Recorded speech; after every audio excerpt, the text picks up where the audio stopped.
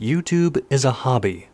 That's the case for me at least, and it will only stop being a hobby when it's as sustainable as a job. The means for this have changed over the years, but my approach is always one of extreme caution. I'm very particular about who and what I associate with, and I don't endorse anything unless I have a positive experience with it that isn't influenced by freebies, financial backing, or preferential treatment. Back in the day, by which I mean the early 2010s, MCNs, or multi-channel networks, were the biggest boon and biggest risk. Not all multi-channel networks were life-leeching vacuums of toxicity, and I received a couple offers to join an MCN at the time. But they often involved being associated with other YouTube personalities I wanted nothing to do with, or various questions about the ownership and rights I had to my own videos. One in particular sticks in my mind, mostly because whoever owned the MCN opened a cafe press store and seemingly added every possible shirt, hat, glass, button, badge, bag, bottle, and every other bit of tchotchke crap they could. This led to me publicly questioning their behavior, saying it seemed like it was a cash grab, to which the MCN's owner posted a video update in which they uttered the words, quote, "This isn't a cash grab," unquote. Very convincing. Now the YouTube landscape has shifted dramatically, and there are several ways to make money indirectly through YouTube, such as Patreon or Ko-fi. However, there are three main ways for video making to become financially sustainable. The first is ad revenue, which is usually a pittance unless you're posting videos at least twice a week, those videos are very advertiser friendly, and you're getting at least tens of thousands of views per video. The second is super chat money, which YouTube takes 30% of. If you don't stream on YouTube or use the Premiere feature though, this isn't an option.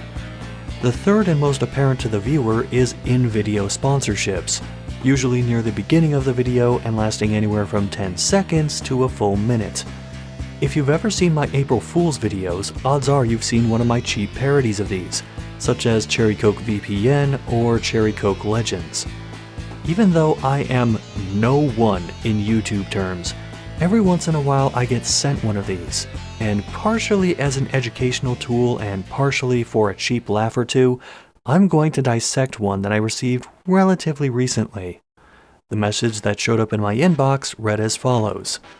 "Hello, my name is and I am a representative of the mobile game.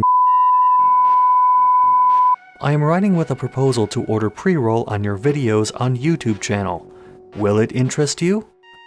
I've been offered keys to games for reviews or streams, but I haven't received an offer to advertise a mobile game before. Probably because I don't play a lot of mobile games.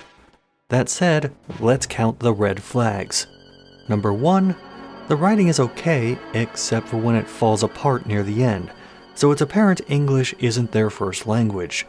I've censored the names, but this person had a decidedly English name, something like Evan Jones, so that doesn't add up.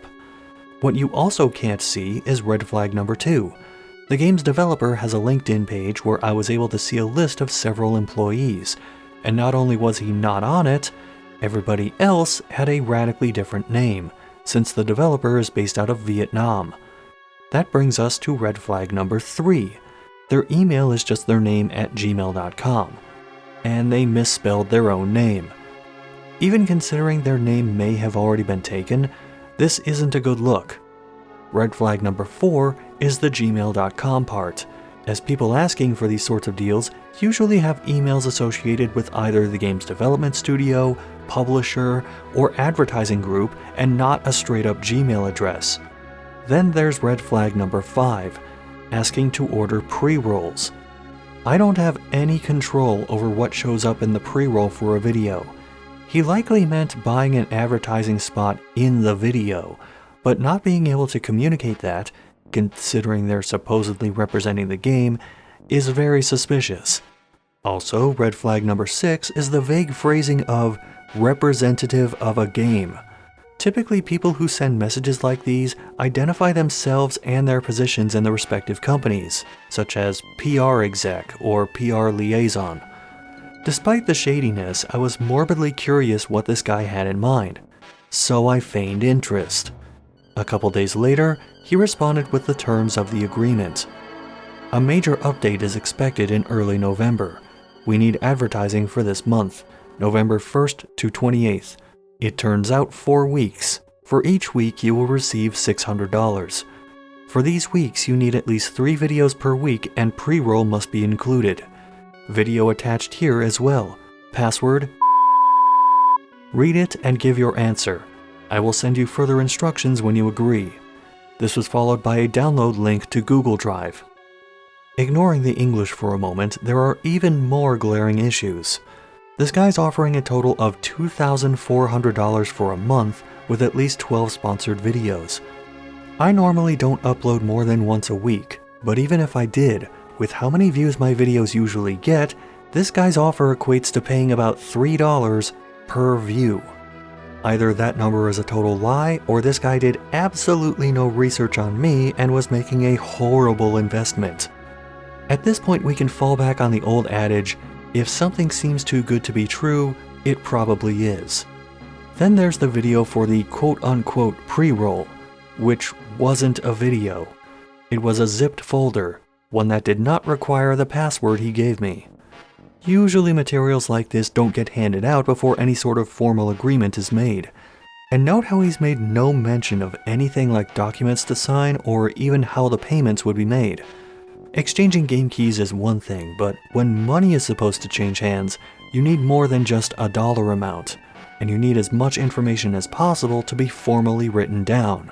By formally written down, I mean something more official than an email.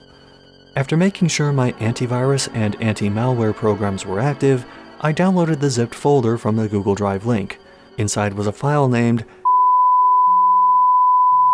preroll.mp4.exe. Adding another file extension before .exe is one of the oldest tricks in the ebook for getting someone to download what they think is a media file and infecting their PC.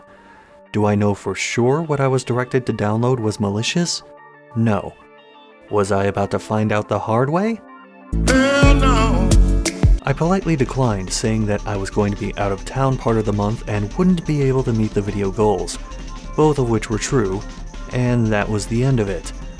The specific incident doesn't cover all of the things to look for when dealing with sponsorships or promotions, legitimate or otherwise, but it does cover 3 key points. Know what you're worth in YouTube terms, always do your research, and for the love of God, don't download EXEs masquerading as video files. Actually, let me amend that.